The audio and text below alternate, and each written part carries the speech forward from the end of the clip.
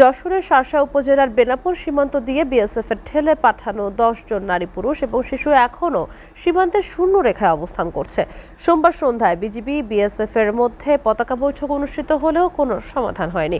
গত শনিবার সন্ধ্যায় কয়েকটি ট্রাক যোগে অতিরিক্ত ফোর্স সহ বিএসএফের ১০ থেকে ১২ জন মানুষকে সীমান্তে নিয়ে আসে।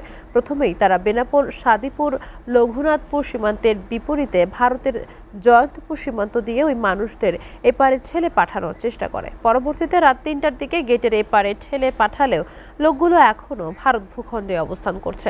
যশোর ৪৯ বিজিবি ব্যাটালিয়নের অধিনায়ক লেফটেন্যান্ট কর্নেল গোলাম মোহাম্মদ সাইফুল আলম খান বলেন, দিনের মধ্যে কয়েকবার পতাকা বৈঠকের চেষ্টা করা হলেও শেষ সন্ধ্যায় বিএসএফ বিজিবি পতাকা বৈঠকে বসে, কিন্তু কোনো সমাধান ছাড়াই তা শেষ হয়। বিএসএফের ঠেলে পাঠানো এসব নারী পুরুষ এবং শিশু এখনও বেনাপোল সীমান্তের সাদিপুর মাঠের ভারত বাংলাদেশের জিরো লাইনে অবস্থান করছে।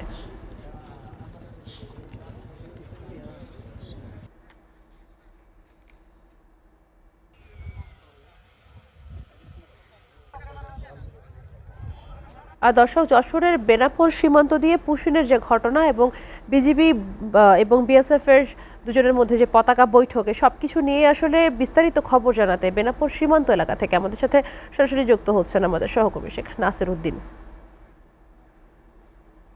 নাসির, গতকাল থেকে আসলে বেনাপোল সীমান্তে একটি উত্তেজনাকর ঘটনা ঘটেছে এবং সেটা রেশ কিন্তু এখনো আছে। তো বেনাপোল সীমান্তে আসলে সর্বশেষ কি পরিস্থিতি আপনার কাছে খবর আছে আমাদের জন্য জানাবেন আমাদেরকে নাসির। যে নরসিন, ধন্যবাদ আপনাকে। আপনি আসলে যেমনটা বলছিলেন, আসলে এটি যশোরের বেনাপোল সাদিপুর থেকে রঘুনাথপুর যেতে গেলে যেটি বড় মাঠ পড়ে, এটিকে আসলে বলা হয় খড়ের মাঠ। আসলে গতকাল ভোরবেলায় ভারতীয় সীমান্তরক্ষী বাহিনী বিএসএফ এদেরকে জোর করে এক হিসেবে কাঁটাতারে বেড়ার ভেদ করে পাশে এদেরকে অবস্থান করতে দেয়।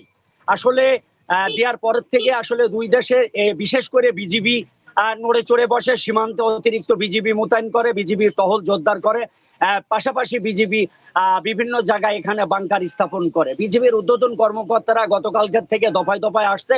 গতকাল 6:30টার দিকে টুয়াইসি লেভেলে একটি পতাকা বৈঠক হয়েছে। পতাকা বৈঠকেও আসলে তেমন কোনো ফলশ্রুতিতে আসেনি। আসলে সকাল থেকে দেখতে পেরেছি যে এই 10 থেকে 12 জন তাদের যে কিছু জিনিসপত্র এগুলো আসলে এখানে রয়েছে, তবে তারা আশেপাশে হয়তো ঝোপ ঝাপড়ে লুকিয়ে আছে বলে যেমনটা আমাকে যশোর 49 বিজিবি ব্যাটালিয়ন অধিনায়ক লেফটেন্যান্ট কর্নেল সাইফুল ইসলাম খান তিনি আসলে এখন গণমাধ্যমকে একটি ব্রিফে তিনি জানিয়েছেন।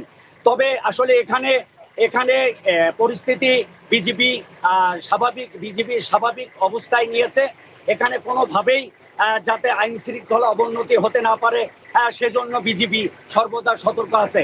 তবে তারা আসলে ঝোট ঝাপড়ের ভিতরে লুকিয়ে আছে, তাদেরকে এখন দেখা যাচ্ছে না বলে যশোর 49 বিজিবি ব্যাটালিয়ন অধিনায়ক লেফটেন্যান্ট কর্নেল সাইফুল ইসলাম তিনি আমাকে জানিয়েছেন। তবে এখানে এর ভিতরে একজন পুরুষ আছে, তার বাড়ি শ্যামনগর, তার আত্মীয়রা এখানে আসতে দেখা গেছে। এই ছিল সর্বশেষ বেনাপোল সাদিপুর খড়ের মাঠ থেকে। নাসির, আপনাকে ধন্যবাদ।